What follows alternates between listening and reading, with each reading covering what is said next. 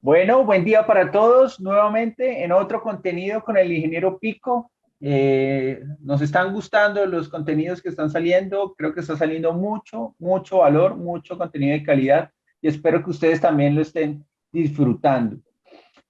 Buena tarde, ingeniero. ¿Cómo está? Buenas tardes, ¿cómo estás, Javier? ¿Todo bien? Genial, genial. Bueno, ingeniero, vamos al poroto. Vamos al Vamos, grano, vamos, vamos al poroto. vamos al grano. Bueno, arranquemos con la primera. Recordemos, porque para, digamos que haya un entendimiento de la charla que vamos a tener hoy, recordemos nuevamente la composición del poroto de soja, ¿sí? ¿Cómo está compuesto? Arranquemos por ahí. Bien, el poroto de soja está compuesto por 12 a 14% de humedad, también hay de 10% de humedad, que es la humedad de equilibrio con la cual se trilla el grano. Después tenemos un 22% de materia grasa, que es el aceite de soja, y después tenemos un 33% de proteína. Y el resto son azúcares, fibras y cenizas. Lo que respecta a la proteína y la materia grasa, dependen mucho de la zona, es decir, mientras más sol recibe eh, y mientras mejor calidad es la tierra, van variando esos porcentajes, es decir, generalmente en tierras fértiles logramos tener valores elevados de proteína y en tierras que van perdiendo su calidad, como ocurre en Argentina, año a año la proteína del poroto, de la soya, va bajando. Pero básicamente esa es la composición y lo más importante es que este 33% de proteína, que después que le sacamos el aceite llega a 42%, una vez que lo extrusamos y lo prensamos, son proteínas de altísima calidad, ¿no? Son comparables a la del huevo, comparables a la de la carne. Porque, por ejemplo, tenemos el maíz que tiene 10% de proteína, pero esa calidad de proteína es baja. Por lo cual, la verdad que la soja es una legumbre y a la vez es una mal llamada oleaginosa, es decir, que tiene alto porcentaje de aceite, porque en ninguna otra cosa se da esto de alta materia grasa y alta proteína, por lo cual es un grano excelente para querer darle valor. Hablando de producción de alimentos del Speller, ¿cuáles son las dos grandes opciones que se pueden desprender del Speller en cuanto a alimentación? Bien, el expeller de soja con 42% de proteína, de 5 a 6% de materia grasa, si uno tiene una buena instalación, buen equipo, buena preparación de la semilla, se puede usar para alimentación, para un pienso, para armar un alimento balanceado, ya sea bovino, porcino, avícola o respecto a alimentos para peces, alimentos para mascota. Eso por un lado lo que podemos decir que es la parte de feed, ¿no? Todo lo que es para alimentación animal, para hacer huevo, carne. Después hay otro uso que cada vez está más de moda, que es a partir de ese expeller de soja, hacer procesos para lograr hacer un texturizado de soja, un aislado proteico de soja, un concentrado proteico de soja, que sirven como sustituto cárnico para hacer alimentos veganos, ya pensando en consumo humano. Obviamente que son plantas que tienen otro nivel de inocuidad, ya que se trata de hacer alimentos para humanos, pero tienen niveles de rentabilidad mayores. Es decir, si uno habla de un expeller de soja en el orden de los $350 la tonelada, un aislado proteico de soja está en el orden de $2.600 la tonelada. Es decir, estamos subiendo casi 10 veces o un cero más el valor del producto. Por lo cual, yo siempre digo que la expeller de soja es el primer escalón el cual tenemos que ir, que es lo más común, que por ejemplo en Argentina hay más de 610 plantas de expeller de soja que procesan el 8% del grano de nuestro país, pero en otros países esto está todo para hacerse, todo para explotarse, porque no está esta cultura, eh, si bien se está creciendo rápidamente, se pueden lograr muchas cosas. Pero ya en Argentina hay varias plantas que han dicho, no voy a hacer expeller de soja para animal, sino que voy a hacer productos para consumo humano. Y cada vez salen más productos, así que, de hecho, eso nosotros en la Universidad Nacional, en la cual yo trabajo, estamos investigando, ya empezamos a hacer distintos tipos de sustitutos de quesos, para que nadie se nos enoje, que serían productos veganos que reemplazan a una mozzarella, que reemplazan a un queso cremoso, que reemplazan a una ricota, cuyo ingrediente principal proteico parte del expeller de soja. Ok, ingeniero, ¿cuál sería el panorama o, digamos, el contexto en el mundo de estas dos variables? ¿Cómo está, digamos, la producción de alimento balanceado en el mundo? ¿Cómo se mueve? ¿Y cómo está la producción de alimento para consumo humano? Bien sea a nivel mundial, incluyendo China, la parte de Europa, Latinoamérica, Argentina, Paraguay y Bolivia, más o menos como la ve usted en mercado. En lo que es alimentación animal, hay un constante búsqueda de lo que es bajar los costos, por lo cual uno usa el expeller de soja como la fuente principal de proteína, pero en algunos lugares han tenido por su costo, porque el grano de soya aumentó y demás, tratar de buscar sustitutos que pueden ser subproductos de otra industria, como una burlanda seca, una burlanda húmeda, un descarte de una planta de levadura, pero terminan todos volviendo al expeller de soja porque da una relación de precio y de calidad y cantidad de proteína insuperable. En lo que es a consumo humano, uno ve mucho en Finlandia, en España, todo lo que se han denominado biorefinerías. Son plantas de proceso industrial que cuando uno entra pareciera que entra a una fábrica láctea, todo de acero inoxidable, con una excelente inocuidad, las cuales desarrollan productos para hacer sustitutos de leches para niños, aminoácidos, fertilizantes foliares a partir de la proteína, azúcares de la soya, por lo cual agarran este expeller de soja y lo dividen en cientos de productos, por eso se le llama la biorefinería, de altísimo valor agregado para nichos específicos, para usar en un fiambre como un excelente emulsionante, un estirador. Y bueno, y en lo que respecta a China, recordemos la cultura que ellos tienen del tofu, de hacer todos productos derivados de la leche de soja, por lo cual es una alternativa que no tiene techo y si le queremos dar de comer a una creciente incremento de la población mundial, la alternativa de darle de comer productos que provengan de los vegetales y no de los animales, ya no se habla de una alternativa, sino que es una realidad.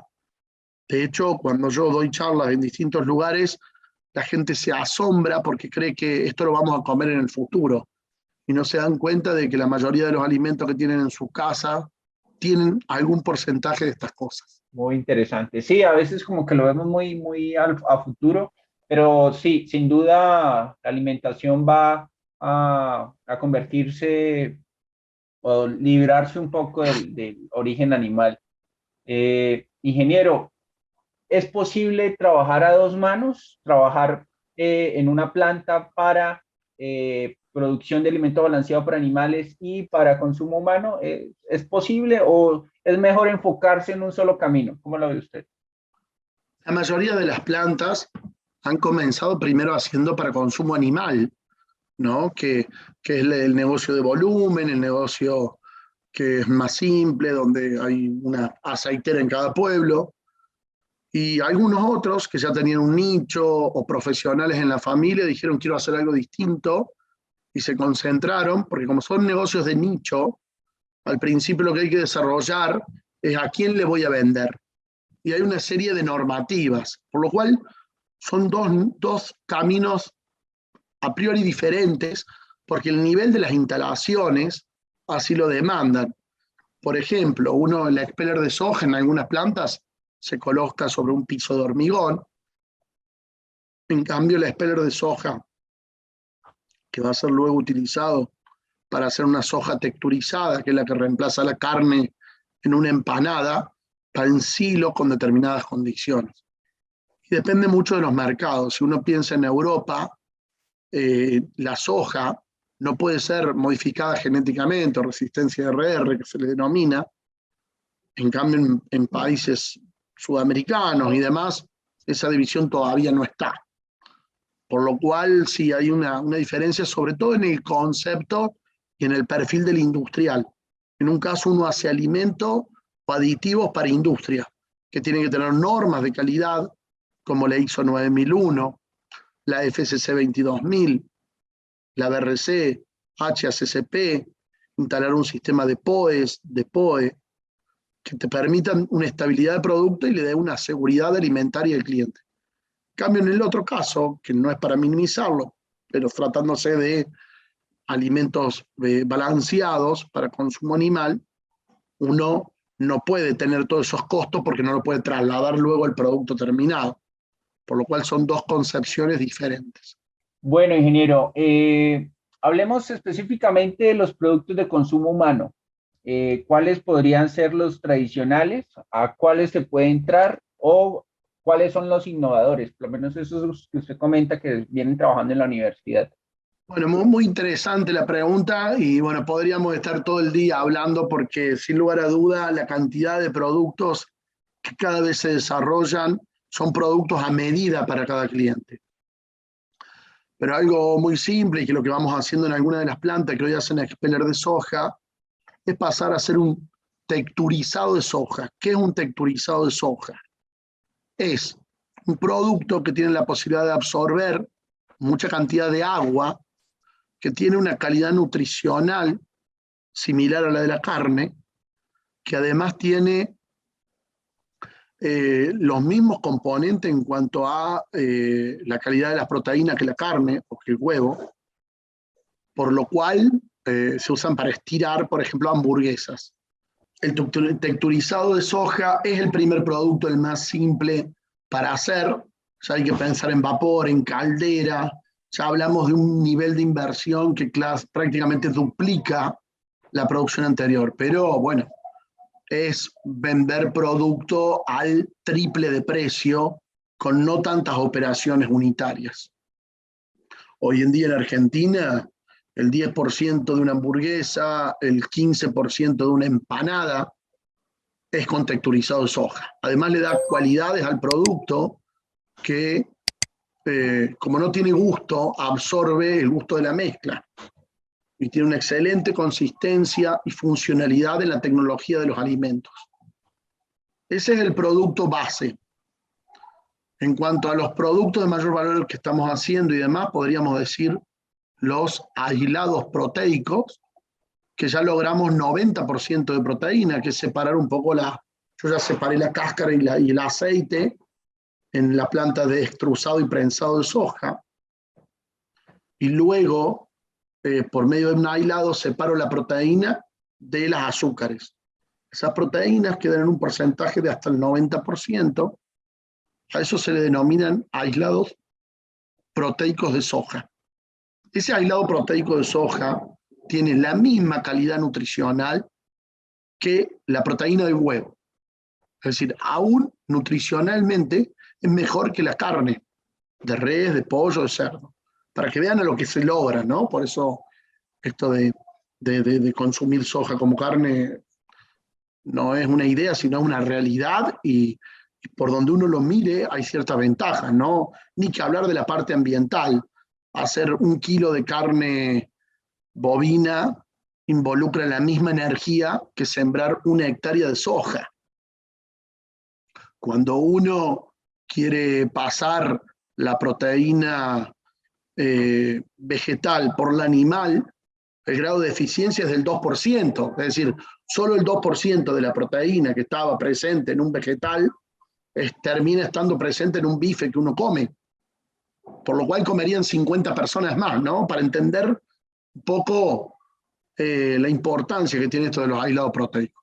Y lo que estamos haciendo nosotros en la universidad, ya es a partir de estos aislados proteicos, usando determinados tipos de enzimas y demás, estamos haciendo aminoácidos que luego pueden formar parte en formulaciones para leches de niños que tengan intolerancia a la lactosa. Entonces, en esos casos no tendríamos esos inconvenientes. Entonces, bebidas deportivas, porque ya partimos de un aminoácido. Y eso eso ya es un mundo que hay un mercado que se utiliza y ya ahí hablamos de valores 100 veces mayores que lo que es un speller de soja, ¿no? Por lo cual uno empieza con el speller de soja, pero después hay, sin lugar a duda, muchas otras plantas que se van agregando, ensamblando en la búsqueda del valor agregado. Ok, ingeniero, pero pues no hay un punto de comparación porque pues un animal a la final pues se come lo que se le dé. ¿Cuáles son los retos, por lo menos en cuanto al sabor, en cuanto a la presentación, pues para fabricar producto para consumo humano? Creo que aumenta definitivamente porque pues el humano, digamos, es el humano y es exigente. Entonces eso implica unos esfuerzos técnicos más grandes. ¿Cuáles serían las diferencias en cuanto a lo técnico de crear alimento para animales o para consumo humano? Bueno, muy importante la pregunta.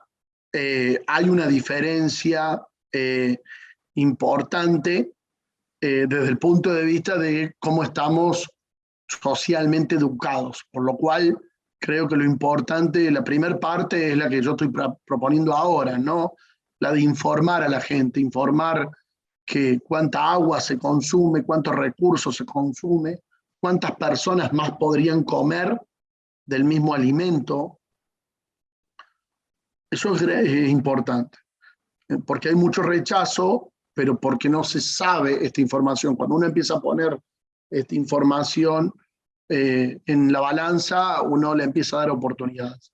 Respecto al gusto, a la textura, ya se ha encontrado el mismo aroma, el mismo sabor, ya hay estudios, muchos papers al respecto, que bueno, un tipo de hierro que estaba presente en la sangre es la que le daba el gusto característico, y eso no se podía lograr, y hoy ya fábricas de saborizantes ya han logrado el sabor sangre, que le llaman, que se agrega, por lo cual hay estudios en los cuales el ser humano no se da cuenta de la diferencia. Lo que hay es una diferencia de costo, ¿no? Hace 10 años atrás, hacer una hamburguesa costaba $30.000, hasta hace unos años estaba en $10 la hamburguesa, porque estamos hablando ya de hacerlo en un reactor al alimento a partir de la proteína, ¿no? Volvemos a lo mismo.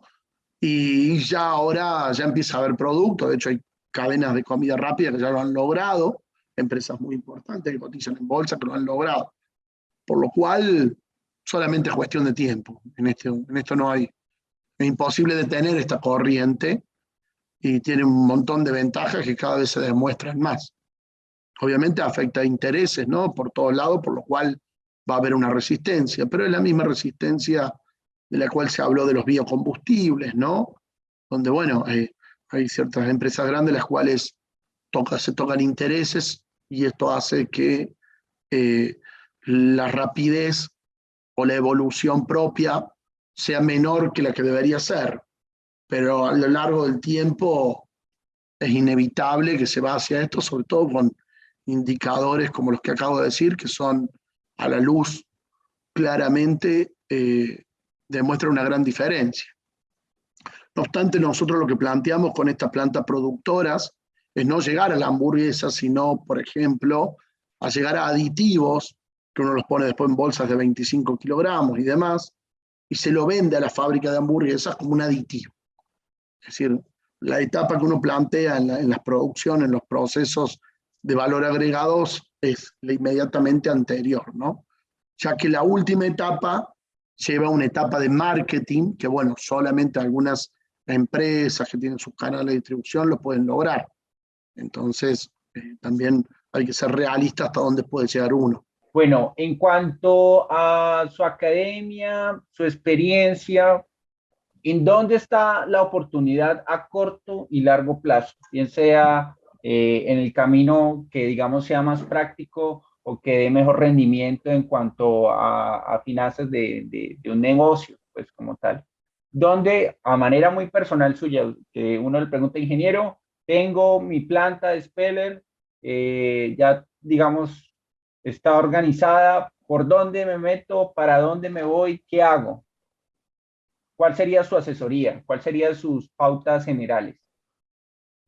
Bien, en primer lugar, si uno ya tiene la planta de Speller, lo que tiene que hacer es un análisis global de cómo están sus mermas, rendimiento y costo de transformación.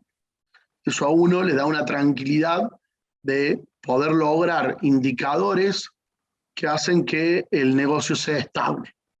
Una vez auditados los procesos y los rendimientos, uno en ese momento encuentra las oportunidades, por lo cual es importante esa situación en una primera etapa. Luego sí ir mejorando en función de las oportunidades de la zona, ¿no? Es decir, si yo estoy en un lugar donde hay mucha competencia, la diferenciación es algo positivo. Pero lo que ocurre, por ejemplo, en Paraguay, en Bolivia, en algunos lugares de Brasil y demás, que hoy esa competencia no es tal. Es decir, hay gente que hace 400 kilómetros para llevar la soja a una planta, procesarla y hace otros 400 kilómetros para traer el expeller. Es decir, esos 800 kilómetros de flete, ya de entrada, solamente ahorrando el flete, a uno le da una rentabilidad del 20% del negocio. Por lo cual es importante ver para cada situación qué es lo más importante. Hoy en día, con el aumento de la energía, de los costos eléctricos, ya hay varias plantas que han empezado a agregar paneles solares para que durante determinado periodo del día puedan autoabastecerse de la energía, ¿no? Eso es algo muy positivo, muy bueno, porque recordemos que los procesos que estamos planteando es soja más energía, más información y equipos, hacemos productos terminados. El costo de transformación, sobre todo en este tipo de plantas, que están entre los 15 y los $25, depende de los países y los costos de energía por tonelada, más del 50% se lo lleva la energía, por lo cual si uno tiene energía renovable, baja a la mitad los costos de transformación. Así que por eso las posibilidades y las oportunidades vienen dadas en función del tipo de negocio, ¿no? Entonces es importante un análisis específico de cada situación. Y otra de las oportunidades, aquellos que todavía no están haciendo expeller de soja, pero tienen sus granos, nosotros nos pasó hace poco, juntamos un grupo de productores que tenían 600 hectáreas de soja y montamos una planta solamente ya con su soja. Y a medida que la fueron montando la planta y demás, ya vinieron otros productores a querer agregarse, ¿no?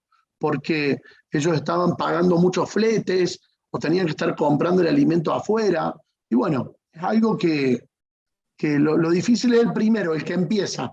Pero rápidamente después hay gente que se quiere sumar porque todos queremos dar valor agregado en origen, generar mano de obra local, generar no una dependencia con los transportistas, sino que poder en la zona de uno, sin tanto flete, que uno depende que te descarguen o no, que te cobren determinados precios por contraflete, que se le llama, que por definición te reduzco el precio porque sí, que hace que cada vez sean más viables estas plantas.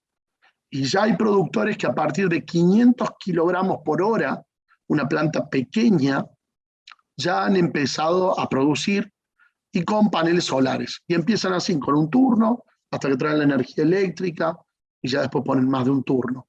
Por lo cual la oportunidad es grande. Y hoy en día la tecnología ha hecho que los equipamientos sean de fácil adquisición y uno en menos de 2 años está recuperando la inversión inicial. Eso creo que también es muy importante, ya que no hay muchas actividades las cuales tengan un recupero tan rápido del capital invertido. O sea que la idea es identificar con una, digamos, observación bien crítica, cuáles son las necesidades o, pues, digamos, dónde se puede tener un mayor retorno de inversión y hacerle, porque, digamos, la soja se presta para muchos campos, simplemente es mirar, escoger dónde puede estar el retorno más rápido y hacerle por ese camino, arrancar por ahí digamos, desenvolverse, pues, en el negocio del spread de la soja. Ok, ingeniero. Bueno, ingeniero, eh, nuevamente un placer. Hablar con usted siempre es interesante. Espero que a las personas que estén viendo este contenido les esté gustando. Recuerden que si lo desean, se pueden suscribir o en la parte de comentarios y en la parte de descripción hay un enlace en el cual ustedes, si desean que el ingeniero los asesore, que el ingeniero quizás los visite, ustedes dan clic en ese enlace, va a mi WhatsApp y yo les agendo una cita con el ingeniero para que les pueda ayudar en sus plantas o en sus productos que quieran realizar, digamos, en su zona, sea Paraguay, Bolivia, Ecuador, Colombia, por todo el mundo, el ingeniero está dispuesto a ayudarles y a ir hasta donde ustedes están. Bueno, ingeniero, muchas gracias y nos Muchas vemos en gracias, que una, tengas buena tarde. bueno,